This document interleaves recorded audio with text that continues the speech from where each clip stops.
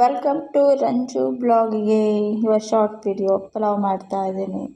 ಸಿಕ್ಕಾಪಟ್ಟೆ ತರಕಾರಿ ಉಳಿದ್ಬಿಟ್ಟಿದೆ, ಅದಕ್ಕೆ ಸ್ವಲ್ಪ ಏನು ಜಾಸ್ತಿನೇ ಪಲಾವ್ ಮಾಡ್ತಾ ಇದ್ದೀನಿ. ಇಬ್ಬರಿಗೆ ಆಗೋಷ್ಟು ಇಷ್ಟು ತರಕಾರಿ ಹಾಕಿ ಸ್ವಲ್ಪ ಅಕ್ಕಿ ಹಾಕಿ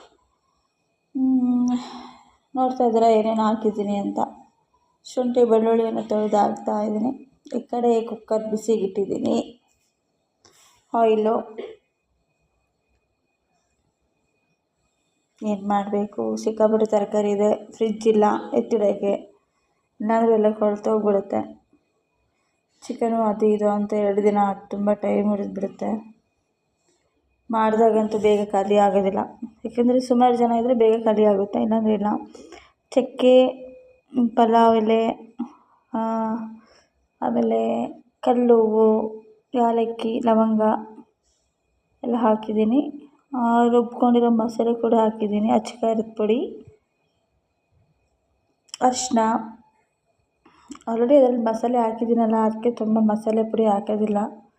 ತುಂಬ ಮಸಾಲೆ ಪುಡಿ ಆದರೆ ತಿನ್ನೋಕೆ ಚೆನ್ನಾಗಿ ಅನಿಸೋದಿಲ್ಲ. ತರಕಾರಿ ನೋಡಿ ಎಷ್ಟು ತೊಗೊಂಡಿದೆ, ಇನ್ನೂ ಇದೆ ರೀ.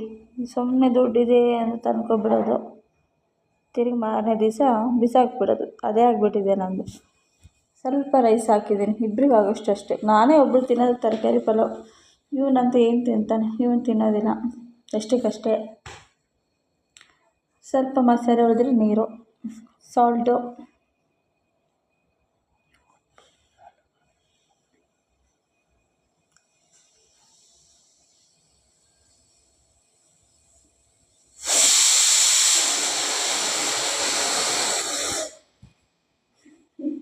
ಚೆನ್ನಾಗಿ ಮಿಕ್ಸ್ ಮಾಡಿಕೊಂಡು, ಮಂಡೇ ಅಲ್ವಾ, ನೈಟ್ ಏನು ಮಾಡೋದಂತ ನೈಟ್ ಬ್ಲಾಗ್ ಇದು.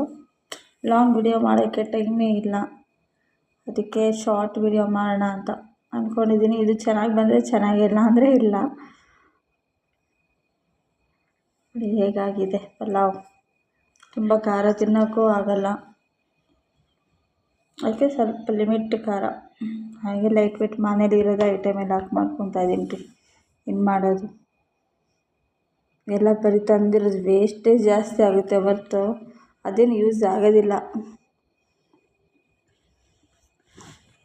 ಫ್ರಿಜ್ ಇದ್ದರೆ ಏನೋ ಮಾಡ್ಬೋದು, ಎತ್ತಿಡ್ಬೋದು. ಫ್ರಿಜ್ ಇಲ್ಲ ಅಂದರೆ ತುಂಬ ಕಷ್ಟ ಆಗುತ್ತೆ, ತರಕಾರಿ ಎಲ್ಲ ಎತ್ತಿಡೋದೆಲ್ಲ.